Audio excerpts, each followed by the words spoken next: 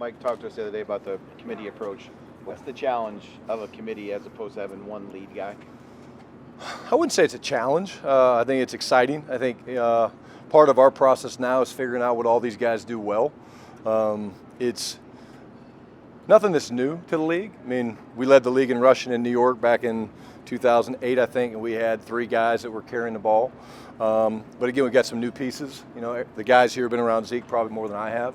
Thrilled he's back, learning Royce Freeman. Deuce, just I think that's the biggest thing is getting those guys the reps, getting those guys to work. But I think it's the way you're seeing it. I think last year there was like maybe 9-10 1,000-yard rushers in the league just because it's such a physical grind. I mean, 17 games before the playoffs start, and we're very, very comfortable and confident it's going to work out really well for us. Do you rather have guys that do all the same thing or guys that have different talents? It's not cookie cutter. Like it depends. I mean, obviously when guys do different things, that's harder on the defense. We have to be better with that because we have to offset tendencies of, hey, this guy only runs outside, this guy runs inside, this guy's a gap runner, this guy's a gap no pull perimeter player, whatever it is. So we have to be better with that. But I will say it does help us be able to attack the whole field, which is really what you want to do running the football. You want to make the defense cover the entire field. What's the balance as a coach when you're managing a committee to, all right, we want to do what, let's say, 3 guys, take advantage of what they do best, but also when they're in the game, not making them predictive to a defense. Okay, when this guy is in, there's a higher chance of this sort of play or this sort of look. Yeah, I mean, the computer work that we have to do during the week is going to be maybe more of a challenge than it is when you got that one guy that's a bell cow and he does a little bit of everything. But again, I think we'll be able to mix and match the guys. They're all really good players, however it plays out, and but we'll have to be better during the week and just be mindful of what guys have done because we know the defense is looking for that. But it's exciting, and I think, again, we got the right pieces. What does the line of growth look like for year 2 in this offense? We got a lot of things to get better at. You know, I think, obviously, the running game is something we want to improve. Last year we were a little off with some of our declarations and getting everybody on the same page with what the declaration is and how you communicate that and, hey, what our combination blocks look like. That's a big part of it. I think, getting the new pieces integrated into what we're trying to do. And then, from a route running standpoint, there's still room for growth. I think last year at the top of the route, we got grabbed some, and we need to be better at the top of the route, creating windows by being physical and getting people's hands off us at the top of the route. Those are some things that came out of that 3 months of self-scout study where you're looking at yourself, and right now it's more of that than plays. I mean, we kind of want to get through the plays. We do that quickly, but what are the areas that we need to get better from a scheme standpoint, but also fundamentally as well? Yeah, speaking of those new pieces, how have you liked the new offensive line guys that have come in, the rookies so far? I love all the rookies. We were excited the way the draft fell for us. What I love about the way they do it here is, Will and his staff give us a bunch of time. We're involved. We get to know the guys. Rookie minicamp was awesome. The guys fit in on every front, from the linemen to Nate Pete the back to the receivers to the tight ends. It's a really cool group.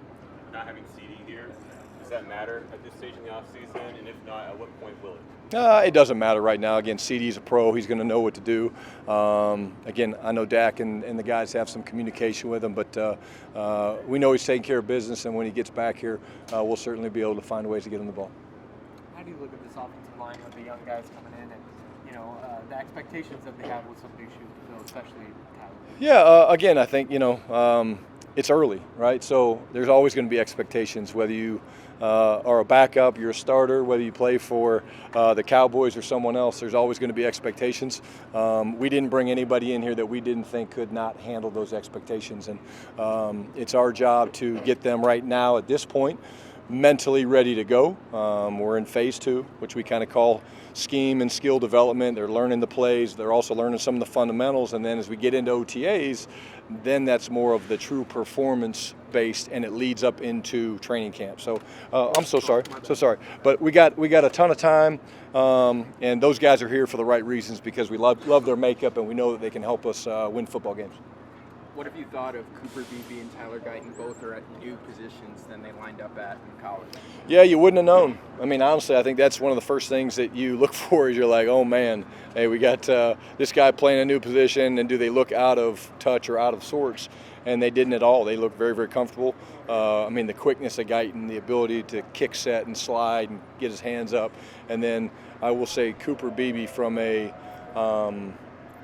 mental standpoint, picking up the offense was outstanding. We expected that, but we had 0 balls on the ground in rookie minicamp. And when you're dealing with a new center and a new quarterback, it's that's unusual that the ball's not on the ground at least once or twice in the rookie minicamp when you're running the plays.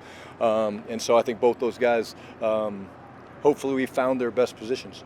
What goes into the cerebral prep for Cooper being able to move to center? I mean, he's a smart guy, number one. It's really spending a lot of time just understanding the schemes. And these guys missed about 12 what we call concept teach days. So where you're putting in plays and you're doing things like that. But we're going to get him caught up. He's working really, really hard. The calls will be the biggest thing. You know, what we call, hey, go right, go left, combination block. Those are the things that he's got to get that right now they don't jump off his tongue.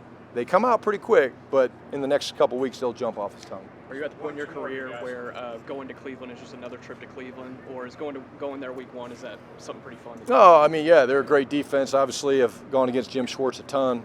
Think the world of him. They've got really great pieces. Myles Garrett, obviously, is one of the best, if not the best, defensive ends. And the good news is, having lived there for a while, I expect it's at least going to be warm. It might rain, but it's at least going to be warm, and that's kind of a good thing for us. I know this is a little bit outside of your focus area, but have you looked at the new kickoff thing much at all? A little bit. You know, obviously we give Bones a lot of credit because he was instrumental in help getting it passed, and I think that was cool. I think we're studying it because we want to know how it's going to affect our game day roster management for the offensive players, the defensive players, bigger bodies, more coverage pieces. So not an expert, but certainly mindful of it. Pick Bones and Stu's brain whenever I can. Do you think it's a little closer to a football play to where it might affect who you might want to return? I think so. I think there's a lot of unknowns, but I think it's great for the game. I think it's going to be exciting. I think there's a lot of things that we should be excited about. And, you know, we've got some guys like Turp and Deuce Vaughns and guys like that in space we feel really good about that they're very dangerous. All right, thank you. Awesome. Thank you. Yep.